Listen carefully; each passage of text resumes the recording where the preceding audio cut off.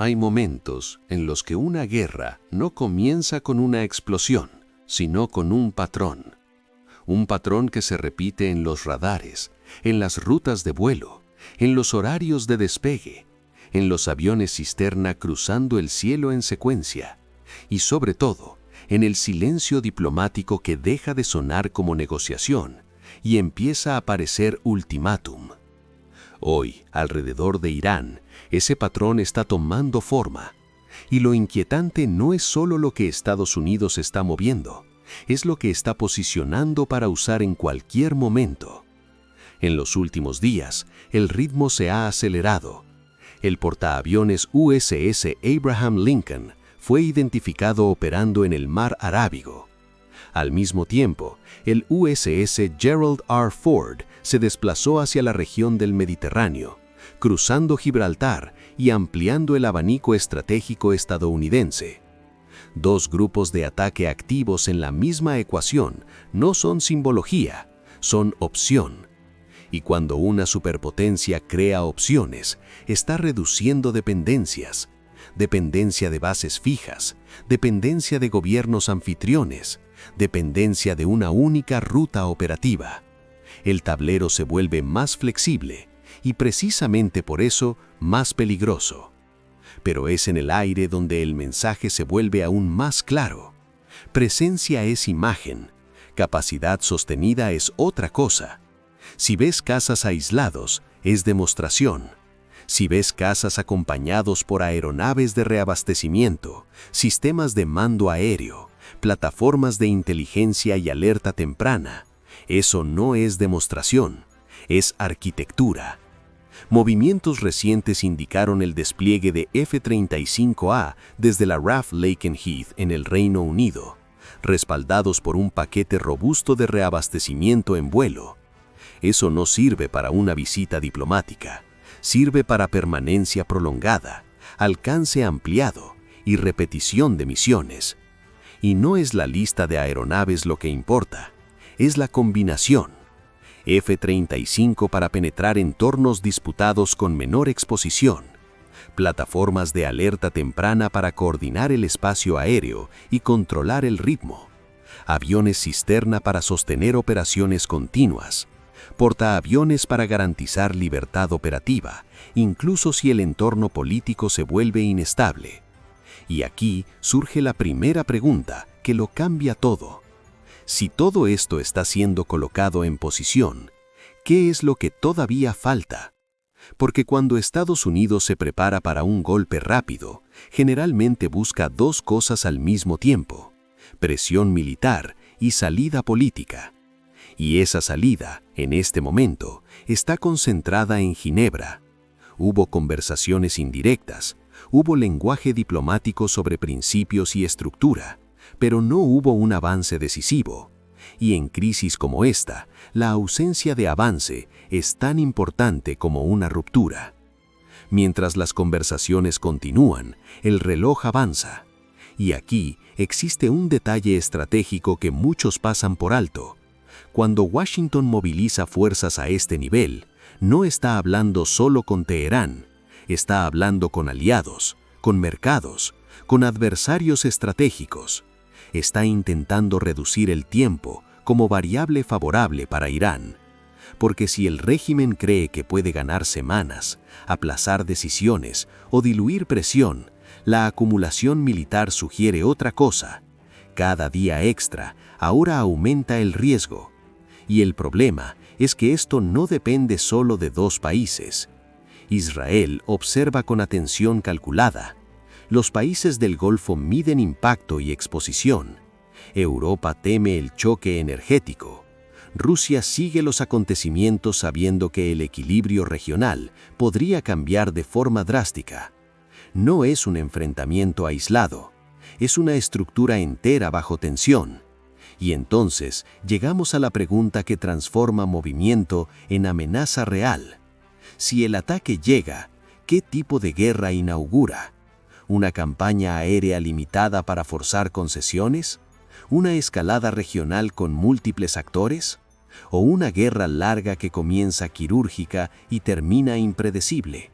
Porque hasta ahora, el diseño no indica invasión terrestre, indica algo diferente, una guerra pensada para no pisar el suelo, pero para intentar doblar al régimen desde el aire y el mar.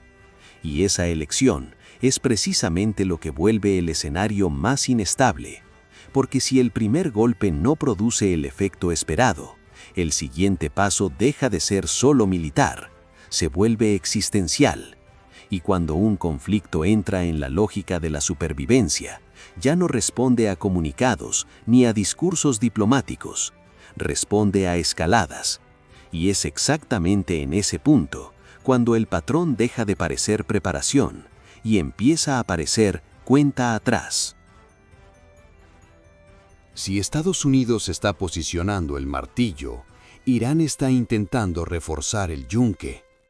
Y eso cambia completamente el cálculo, porque cuando un país cree que puede ser atacado, no solo se prepara para resistir, se prepara para sobrevivir. Informes recientes indican que instalaciones sensibles iraníes han sido reforzadas, coberturas adicionales, nuevas capas de protección, movimiento de activos estratégicos y descentralización del mando. No es un gesto simbólico, es un ajuste estructural. Cuando un régimen dispersa sus fuerzas y diluye su cadena de decisión, está enviando un mensaje claro: aunque me golpees, seguiré operando. Y aquí entra la parte más delicada de la ecuación. Irán no compite con Estados Unidos en volumen de poder aéreo, no compite en tecnología naval, no compite en proyección global, compite en otra dimensión: tiempo, asimetría, geografía. El estrecho de Hormuz, por ejemplo, no necesita cerrarse por completo para generar impacto. Basta con volverse impredecible, basta con aumentar el riesgo, basta con transformar la navegación en tensión constante. Y cuando esa tensión se instala allí, el efecto no se queda en la región. Se refleja en los mercados, en las cadenas logísticas, en el precio de la energía y en la percepción global de estabilidad. Eso significa que, incluso antes de que ocurra un ataque, el conflicto ya empieza a producir efectos. Pero hay un punto que muchos ignoran.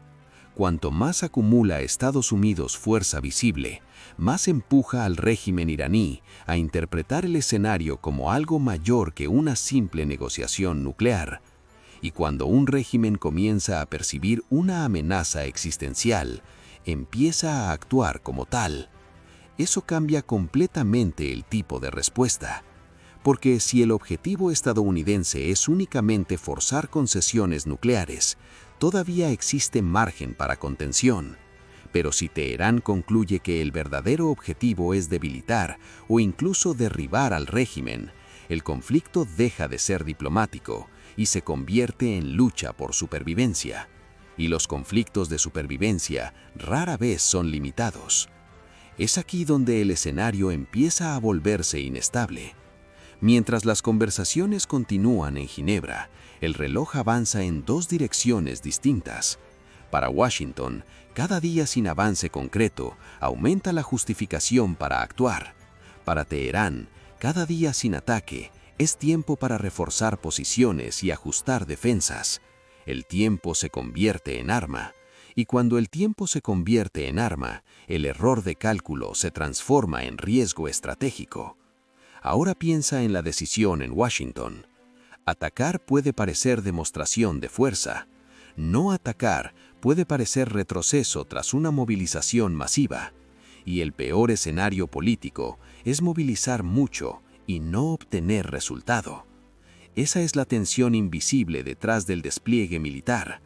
Y el problema es que esto no depende solo de Trump, depende de cómo responda Irán, depende de cómo interprete Israel cada movimiento, depende de cómo se posicionen los países del Golfo, depende de cómo Rusia y China lean la señal estratégica. Cada actor añade una variable nueva, y con cada variable el escenario se vuelve más sensible. Ahora surge una pregunta estratégica que pocos están formulando con claridad. Y si el objetivo no fuera una guerra total, sino crear una presión tan intensa que Irán acepte condiciones que antes rechazaba, esa es una posibilidad real, pero contiene un riesgo profundo. Si generas presión máxima y el otro lado no cede, quedas atrapado por tu propia escalada, porque retroceder después de elevar el tono tiene costo, pero avanzar puede abrir una puerta que no se cierra. Y aquí aparece la línea más peligrosa de todas. Hasta ahora no hay señales claras de preparación para una invasión terrestre a gran escala. El diseño es diferente. Es campaña aérea, es poder naval, es presión concentrada. Pero las campañas aéreas tienen una característica peligrosa. Al principio parecen controlables, y a veces lo son, pero si el primer golpe no produce un efecto político inmediato, la lógica cambia. Se amplían los objetivos, se amplía la duración, se amplía la intensidad, y en algún punto, el conflicto deja de ser instrumento de negociación y se convierte en dinámica propia.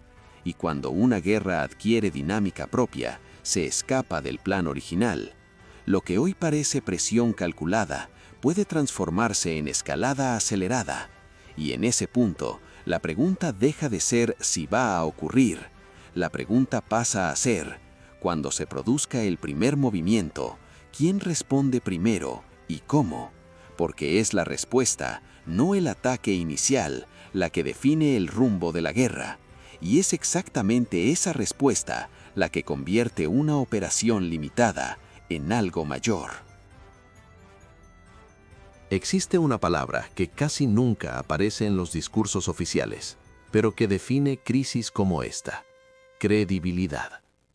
Cuando una superpotencia moviliza dos grupos de portaaviones, refuerza su poder aéreo, amplía su presencia naval y deja claro que está lista para actuar, está enviando un mensaje que va mucho más allá del objetivo inmediato. Está diciendo al mundo: mi amenaza es real. Y ahora surge el dilema. Si Washington moviliza y no actúa, parte de esa credibilidad se erosiona. Si Washington actúa y el resultado no es decisivo, el desgaste puede ser aún mayor. Esa es la trampa de la escalada controlada.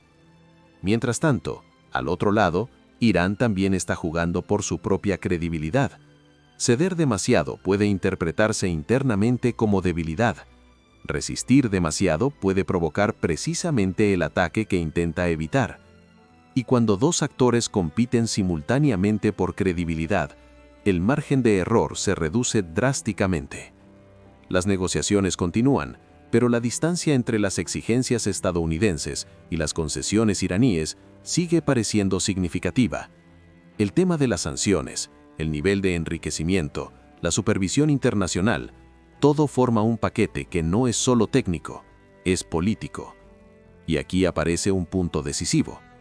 Si en Washington se consolida la percepción de que Irán simplemente está ganando tiempo, la presión militar deja de ser herramienta diplomática y se convierte en preparación operativa.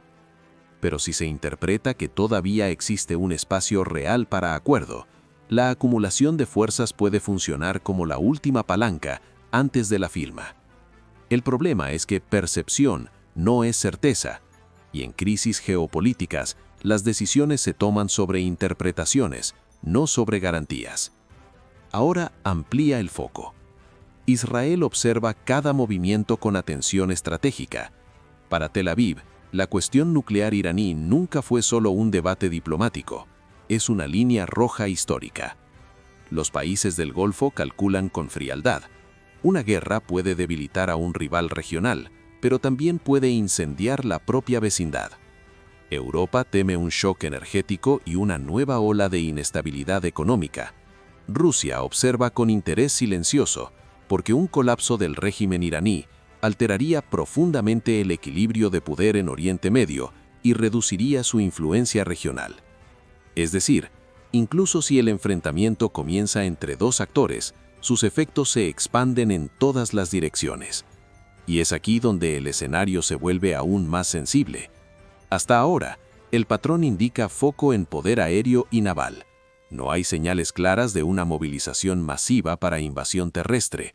Eso sugiere un diseño específico: golpear, degradar capacidades, forzar negociación o generar suficiente presión para debilitar al régimen.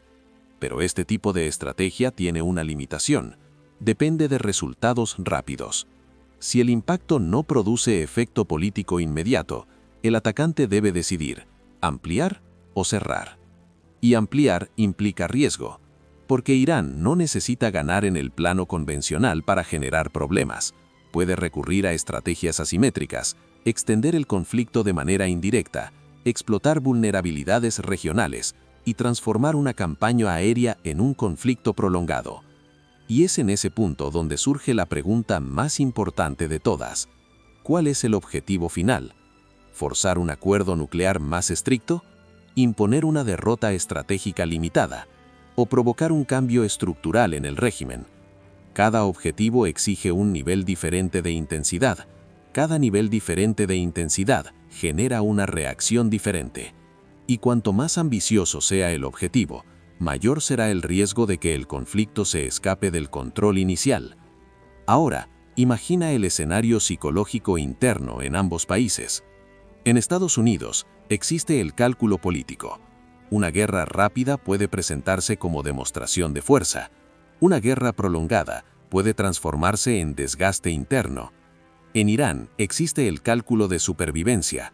Si el régimen interpreta que está ante una amenaza existencial, la respuesta tenderá a ser más agresiva y menos predecible. Y cuando ambos lados empiezan a ver el conflicto como una cuestión de supervivencia estratégica, el margen de contención se reduce drásticamente. La tensión que hoy parece calculada puede volverse irreversible con rapidez. Y aquí está el detalle más peligroso de todos. No es el primer ataque el que define el rumbo, es la primera respuesta.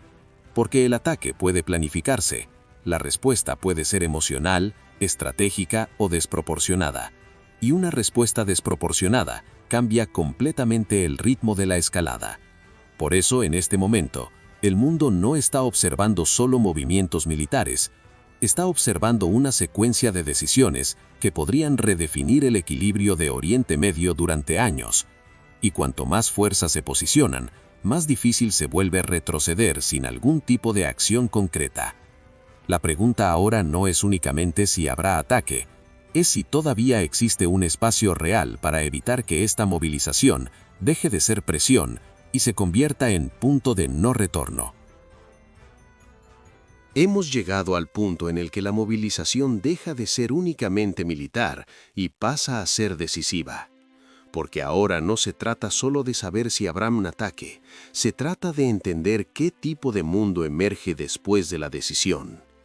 La acumulación de fuerzas ya está hecha: portaaviones posicionados, poder aéreo ampliado, rutas ajustadas, presión diplomática activa. El escenario está preparado. Y cuando el escenario está preparado, solo existen 3 caminos posibles. El primero es el de la descompresión estratégica. En este escenario, la presión militar cumple exactamente el papel para el que fue diseñada: forzar concesiones. Irán presenta propuestas más concretas. El nivel de enriquecimiento entra en un nuevo acuerdo supervisado. Las sanciones se negocian dentro de un calendario claro. Washington presenta el resultado como una victoria diplomática respaldada por fuerza. La movilización se convierte en un instrumento exitoso. Pero incluso en este mejor escenario, algo cambia de forma permanente. El precedente queda establecido. Presión máxima acompañada de movilización real funciona como herramienta de negociación, y eso altera el patrón de las próximas crisis. El segundo camino es el de la escalada controlada que termina saliendo del control. Las negociaciones fracasan o se consideran insuficientes. Se lanza un ataque aéreo con objetivos específicos: instalaciones estratégicas, centros de mando, activos militares sensibles. El impacto inicial es fuerte. El mundo contiene la respiración. Y entonces llega la respuesta. Si la respuesta es limitada, la escalada puede contenerse. Si la respuesta se amplía, el conflicto adquiere dinámica propia. Irán puede optar por la asimetría, puede presionar rutas marítimas, puede activar aliados regionales, puede transformar un golpe puntual en una secuencia de tensiones distribuidas. Y cuando eso ocurre, el conflicto deja de ser una operación, se convierte en campaña. Las campañas no tienen plazo definido. Las campañas desgastan, las campañas alteran el equilibrio regional. El tercer camino es el más gris y precisamente por eso el más probable. Las negociaciones continúan, pero bajo amenaza constante. La movilización permanece activa como palanca. Se producen incidentes menores. La tensión se convierte en estado permanente. No es paz, no es guerra declarada, es preguerra estabilizada. Y este tipo de entorno es peligroso porque cualquier error de cálculo puede funcionar como detonante. Ahora, hay un elemento adicional que amplifica todo esto. Si el régimen iraní cae o queda drásticamente debilitado, el impacto no será solo interno.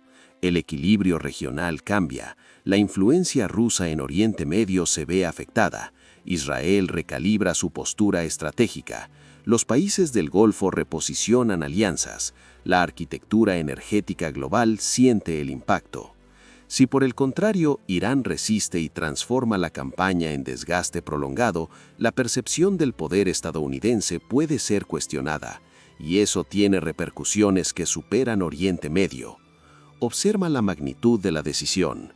No es solo una operación militar, es una redefinición del equilibrio, y por eso este momento es tan delicado, porque hasta ahora todo sigue dentro de la lógica de la presión, pero cada hora que pasa sin avance diplomático aumenta la probabilidad de que alguien sienta la necesidad de transformar presión en acción.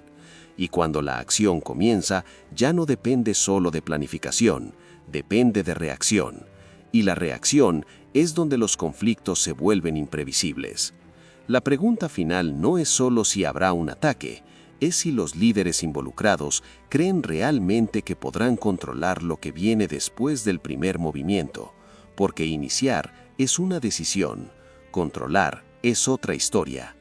Ahora quiero saber tu opinión. ¿Crees que esta movilización es solo una estrategia para forzar un acuerdo o estamos ante una escalada que ya ha superado el punto de retorno? Déjame tu opinión en los comentarios. Si quieres seguir recibiendo análisis estratégicos con profundidad y sin alarmismo vacío, dale like al video, suscríbete al canal y activa las notificaciones. Eso ayuda muchísimo al crecimiento del canal y nos permite seguir trayendo contenido de calidad. Porque lo que está ocurriendo ahora puede no ser solo otra crisis, puede ser el inicio de una nueva fase en el equilibrio global. Y las próximas decisiones pueden definir mucho más que un conflicto regional.